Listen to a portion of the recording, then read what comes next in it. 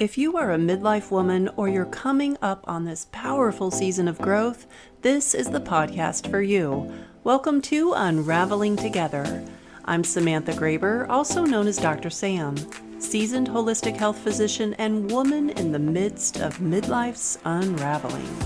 Unraveling Together is a place we talk about the things we just don't talk about, but so desperately need to as women. Together we untangle ourselves from our pasts and weave a beautiful web for a future we so deeply desire to bring to life.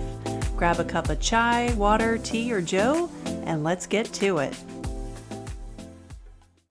Did you know that your body has a built-in fuel gauge, much like the one in your car? Instead of simply noting how much fuel is in the tank, the body's fuel gauge determines whether we burn our food for energy or store it as fat. I want to give credit where credit is due. The original fuel gauge concept is from Gary Taubes' book, Why We Get Fat and What to Do About It. Highly recommend the read. And Gary Taubes' last name is spelled Taubes. All right, so let's dive into this.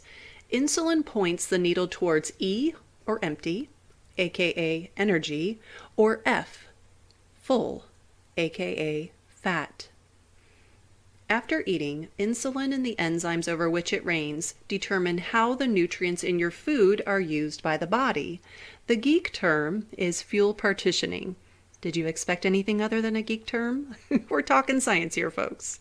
All right, so the questions here are how much will be burned for energy, how much goes into storage, who or which tissues get what and how much, what's the muscles take of the loot, how about the liver, and don't forget about body fats cut. So if our fuel gauge points towards E, we tend to burn what we eat for fuel. If it points towards F, we store it for later. The further your needle points towards F, the more disproportionately your body tends to store calories as fat rather than use them as energy for the muscles.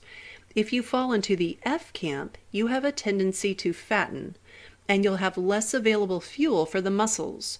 So you'll also tend to be less active, if not altogether inactive. You will accumulate more and more fat, feel more and more sluggish, and feel more and more ravenous, despite the fact that your body's energy storage units, or the fat cells, are full to the gills. You can barely get through some days, so you couldn't exercise even if you wanted to. And you don't want to, because you just don't have the energy. Your body cannot access this stored energy no matter what you do until you get the needle pointed back in the E direction. The further your needle tilts towards F, the more you store as fat and the less you use for energy.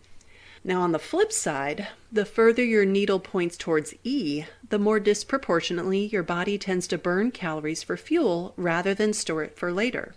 If you are in the E camp, you'll have a tendency to be lean and have plenty of energy to be active. You have the energy needed to not only get through the day, you can exercise, be active with kids and grandkids, tend to the garden, and keep up with whatever hobbies you enjoy. The E setting is why some people can, quote unquote, eat anything they want and still not gain weight. The further your needle tilts towards E, the less you store as fat and the more you use as energy. Those of us who are more F inclined feel jilted by our lot in the genetic lottery of life and envy these E folk. If you are F dominant, I want to speak to you heart to heart for a moment. You are not broken. You are not lazy. And you are not destined to, quote unquote, be fat forever. Your body's fuel gauge is wonky. Your insulin is out of whack. Your body has selective hearing when it comes to insulin. And there is good news. You can fix it. The bad news is that you have to fix it. There is no pill or injection that will fix your body's dysfunctional relationship with insulin. Now, Big Pharma will tell you differently. Big Pharma pushes pills aplenty with promises to decrease this and increase that. And after a while, their pill pushers suggest yet another pill for the newly arisen problem resulting from their pills aplenty approach. This is just symptom roulette, and there is no end in sight to the parade of new pills with promises of a fix. I reiterate, there is no pill to truly fix your body's dysfunctional relationship with insulin. They may be able to deflect and defer, in other words, mask the problem, but they will not fix it. You can choose the pill path and embark upon a never-ending journey trying to find something that will alleviate your symptoms. But that path is a disappointing one in the end.